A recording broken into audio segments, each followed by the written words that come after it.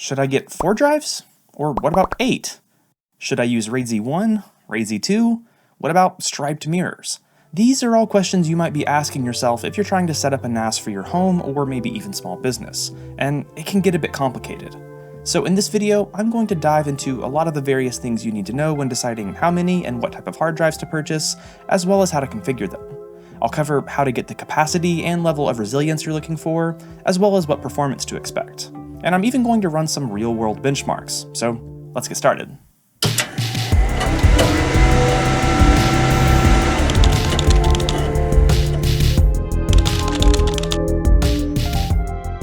Trying to plan out a NAS can be a bit of a pain, but not as big of a pain as trying to plan out all of your meals.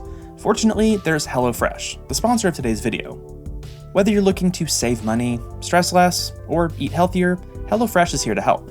All you do is pick from over 45 recipes each week, and then wait for the meals to pop up at your door. The recipes are easy to follow, and everything is pre-portioned so there's less waste and less hassle. The food tastes great thanks to the farm-fresh ingredients and chef-crafted recipes, and while I love having dinner with the family, sometimes it's nice to just whip up something quick for lunch or even a snack. That's easy to do thanks to the 15-minute recipes and quick and easy market meals. Right now, HelloFresh is giving all new subscribers free breakfast for life, with one free breakfast item included in each HelloFresh order.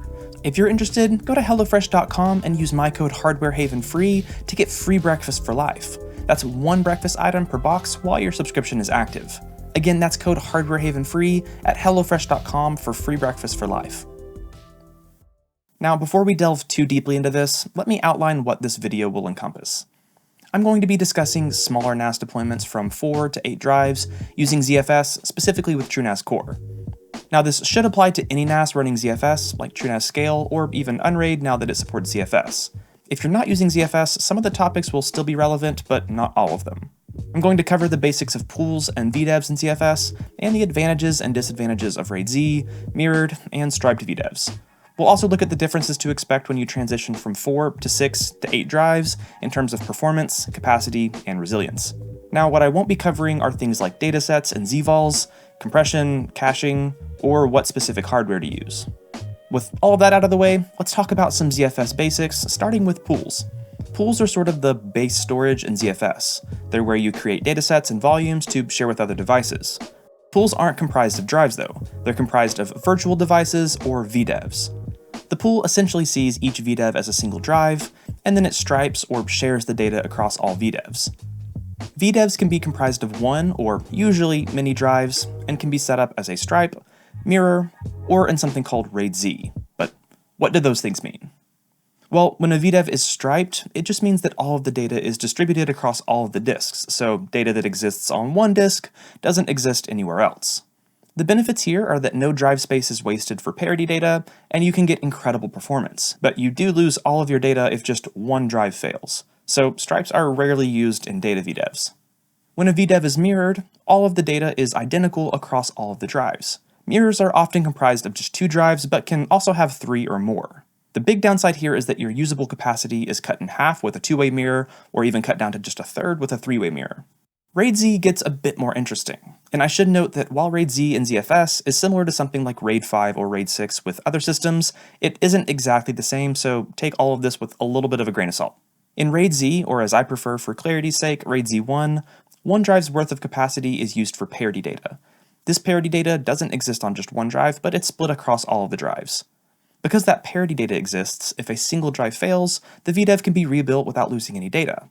This is very similar to RAID 5 if you're not using ZFS. RAID Z2, or RAID 6, is exactly the same as RAID Z1, but uses 2 drives worth of parity, allowing for 2 drives to fail in a VDEV before data is lost. Now there's also a RAID Z3, but I'm not really going to cover that much in this video, but it's exactly what you would expect with 3 drives worth of parity data.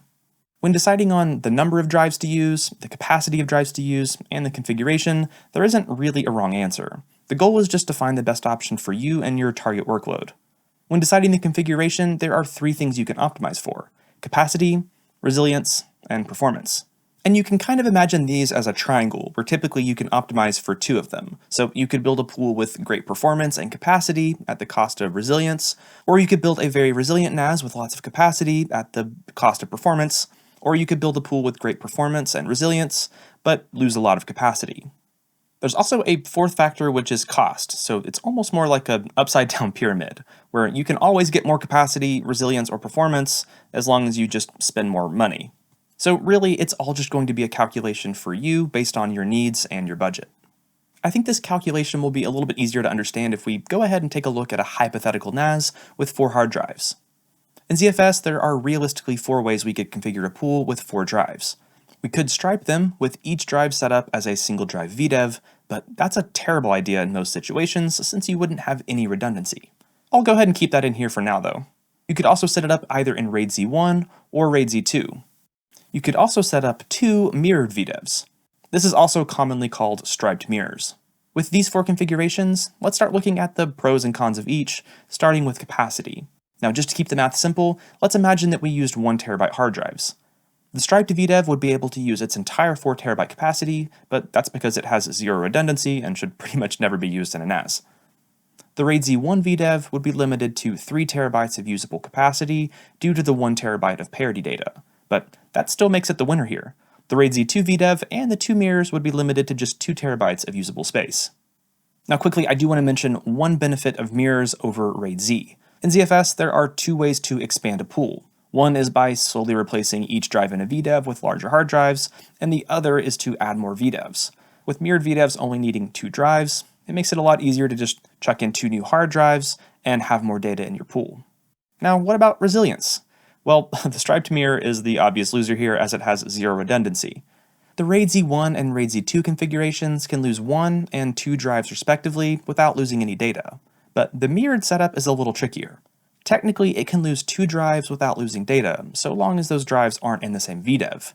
If 2 drives in the same VDEV are lost, there's no way to recover that data anymore. And it's also important to note that in ZFS, if you lose 1 VDEV in a pool, you lose the entire pool. So that covers parity, which is important when talking about resilience, but there are some other factors to consider as well. When you replace a failed drive, it takes time for the NAS to put all of that correct data back on the disk. This process is known as resilvering, and it can be kind of scary. If you're in RAID Z1, for example, and you need to resilver a failed drive, you can't afford for another drive to fail during that process, so ideally you want the resilvering process to be fast. Obviously, things like whether the drive is an SSD or spinning disk, or what RPM the drive is, might affect this, but the amount of data on the disk can drastically affect resilver times as well. Unlike traditional RAID, the entirety of a replacement drive doesn't need to be rewritten in ZFS. You only have to rewrite the amount of data that was stored on the failed drive. So, for example, rebuilding a 20 TB disk that only had 2 TB of data on it would pretty much take just as long as if you were replacing a 4 TB disk with 2 TB on it. If you go with more, smaller disks, the resilver time might be much shorter. This could potentially prevent you from losing another disk and the entire pool during the process. The configuration of VDEVs also affects the time a resilver takes, with mirrors being the fastest. Now, I didn't have time to benchmark this, but I came across some good benchmarks from Laurentius.com. I'm not sure if I'm pronouncing that right, but I'll make sure to link that in the description. Here, it seems that small RAID Z1 VDEVs are roughly on par with mirrored VDEVs, but as the VDEVs get wider and you move up from RAID Z1 to RAID Z2 or even RAID Z3, you start to get much longer resilver times. Okay, so with our hypothetical 4-drive NAS, we've covered resilience and capacity, but what about performance? Well, this always gets a little bit tough because there isn't just one metric of speed. Realistically, you have bandwidth, IOPS, and latency, but I'm not covering latency in this video. There's a really good PDF from ixSystems that I'll also link in the description that goes into depth about the theoretical limitations of different pool configurations in terms of bandwidth and IOPS. To quickly cover the key takeaways, with striping, you pretty much get the full read and write bandwidth and IOPS for all the drives. So for some really easy math, assuming each drive can deliver 100 megabytes per second read and write, as well as 100 IOPS read and write, if you have 4 striped drives, you could theoretically get 400 megabytes per second sequential reads and writes, and 400 IOPS when doing reads and writes.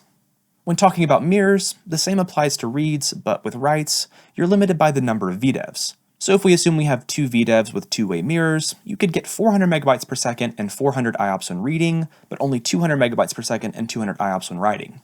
With RAID Z, IOPS are pretty straightforward. Each VDEV has essentially the IOPS of a single drive.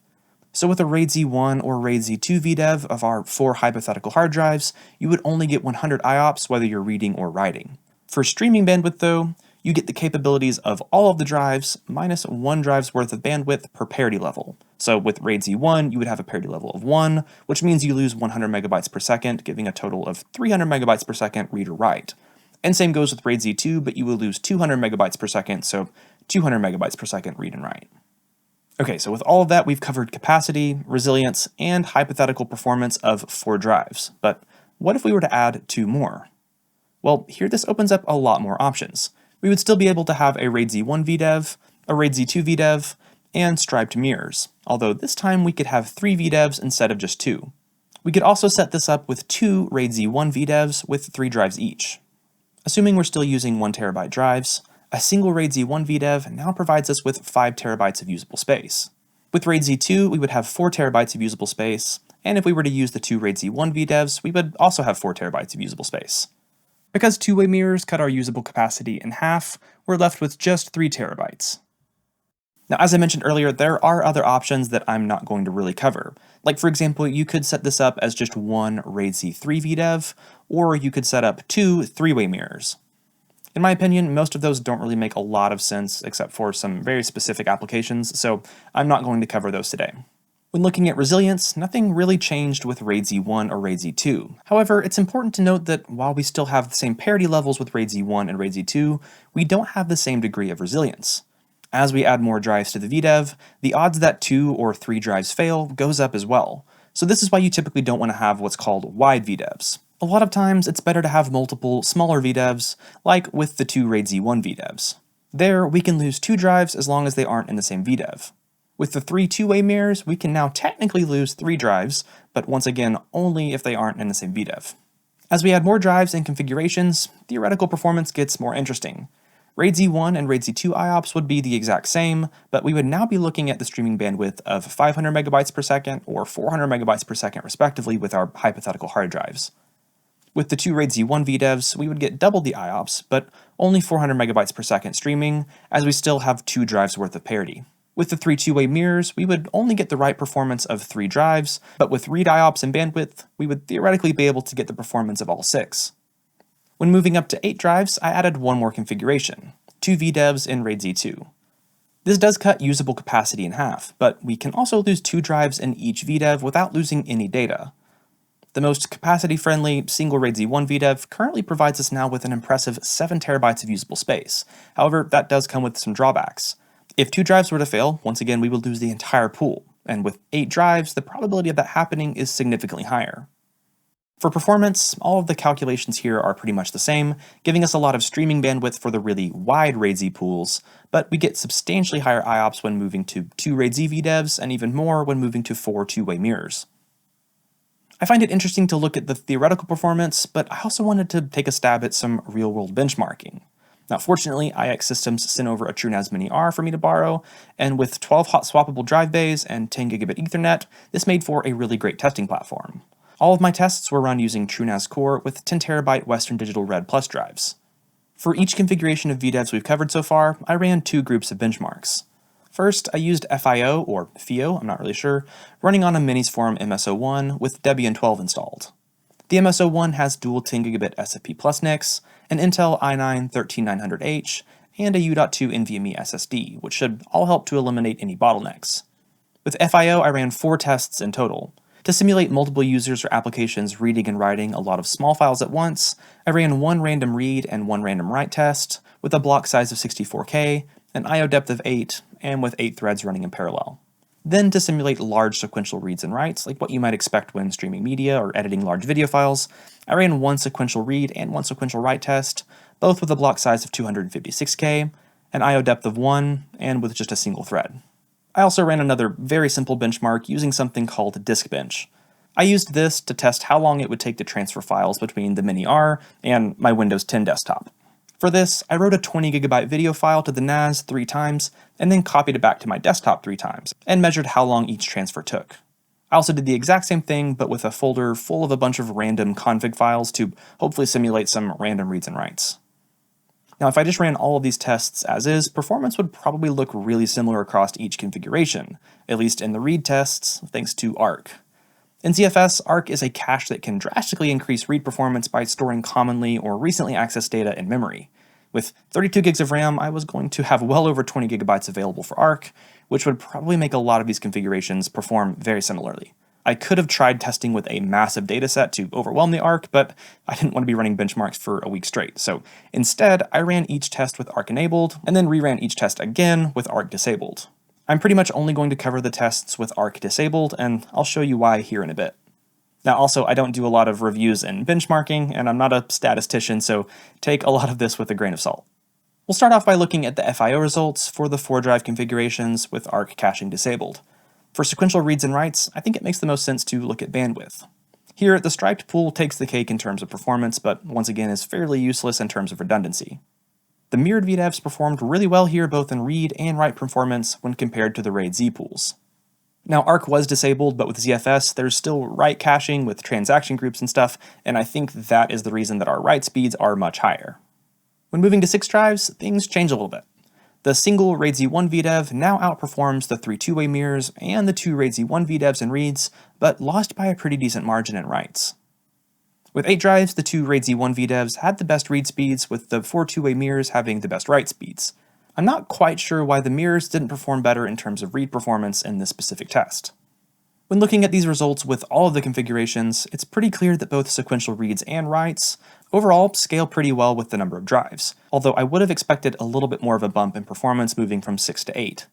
I figured the striped mirrors would perform better here, but it seems like, at least with 6 or 8 drives, 2 RAID Z VDEVs seem to have the best balance of read and write performance. Now really quickly, here are the FIO results for sequential reads and writes with Arc cache enabled, and you can see why it's not really helpful. Because my workloads weren't large enough to really overwhelm the Arc, read performance was pretty much the same regardless of what configuration we were using. And this is important to know, because when using ZFS, Arc is really helpful and can add a lot of performance. So realistically, with most of these configurations, your results are going to be somewhere in the middle, as Arc is going to help out some. When looking at the random read and write results, I think it makes more sense to look at IOPS versus bandwidth. These are the results from the FIO random read test for all configurations, and the big takeaway is that more VDEVs equals more IOPS. While there is a good amount of variance here from what you might expect in the theoretical realm, the IOPS roughly scale with the amount of VDEVs. For example, when looking at the 6-drive configs, 1 VDEV gets around 30 IOPS, with 2 getting 60, and 3 getting roughly 90. With random writes, things got kind of messy. I think this is because of how ZFS uses memory caching and transaction groups, and this test didn't really show what the drives were capable of, so sadly I think I just have to write this one off. No pun intended. And once again, here are the random read results with Arc cache enabled. As I mentioned earlier, I used DiskBench for my Windows machine, and you can see pretty good scaling here when transferring a large file to the NAS multiple times. This is an average of how long each transfer took in seconds, so lower is better. It seems that IOPS were still important here even with a large video file, as configurations with more VDEVs tended to perform better than wider VDEVs. When just looking at the 4-drive configurations, the striped mirrors were substantially quicker than the RAID Z configurations. When reading that file back to my Windows machine, it seems like the wider 6 and 8-drive RAID Z VDEVs actually performed best. But when just looking at 4 drives, the striped mirrors once again outperformed the smaller RAID Z VDEVs. Now, sadly, my DiskBench test with a folder full of small text files didn't pan out very well. I imagine with writes to the NAS, memory caching and transaction groups once again smoothed everything out quite a bit, but I'm not quite sure what happened with the read tests though. Maybe it was a limitation of my SSD or my network connection, I'm not really sure, but it seems like this test isn't really that useful. I think at this point we've covered quite a bit in terms of resilience, capacity, and performance, but what about that fourth factor, cost? Well, there's not a ton to cover here, because most of it is just going to come down to how much you need to spend to get the drives and configuration you want. For better performance and shorter Resilver times, buying more, smaller hard drives is going to be better than just a few massive drives, but that also comes at a cost in 2 ways. While really high capacity drives can get really expensive, you're almost always going to get more terabytes per dollar with large drives versus smaller ones. And another small cost that's still possibly relevant is power draw. For example, this TrueNAS Mini R drew 44 watts from the wall at idle, but with 4 drives, it consumed around 69 watts, and 97 watts with all 8 drives. So this would indicate that each drive consumed somewhere between 6 and 7 watts. 25 watts or so might not seem like much, but if you're paying really high prices for electricity, that could easily add up to a difference of $70, $80, $100 a year. If you're planning to run your NAS for, let's say, 4 years, and you're paying over 40 cents per kilowatt hour, buying fewer, larger hard drives might be worth the penalties to performance and resilience. Knowing what we know now, figuring out what configuration of drives and what drives you want to get should hopefully be a little bit easier. If you're like me, for example, and mostly deal with a lot of large video files, having tons of operations per second isn't quite as important as having good streaming performance. Having something like 2 4-drive VDEVs in RAID Z1 or RAID Z2 might be a good balance between capacity, resilience, and performance. If I was building a server purely for backing up mission-critical files, RAID Z2 or even RAID Z3 might be a good option. And if I needed more write operations for multiple users, I could maybe set up a pool with 2 RAID Z VDEVs. For a NAS that's running a database or volumes for virtual machines, you'll want tons of IOPS. In that instance, striped mirrors might just be a no-brainer. And for more resilience, you could go with 3-way mirrors, allowing for an extra drive failure per VDEV. Regardless of how you configure your NAS, it's always a good idea to have a backup of your data on a different NAS. This can be tough, especially if you're on a budget, but it's the best way to ensure your data isn't lost from a hardware failure, or more likely, human error. With TrueNAS and ZFS, there's a lot more to play around with than just drive layouts, and if you want to learn more about things like caching, datasets, and all the other fun stuff to configure, I'll have lots of helpful links down in the description. This video was quite a bit different for me, but I hope you guys still found it helpful. If so, maybe give me a thumbs up, and tell me about your NAS configuration down in the comments below. That's about it for this one though, so as always, thank you guys so much for watching, stay curious, and I can't wait to see you in the next one.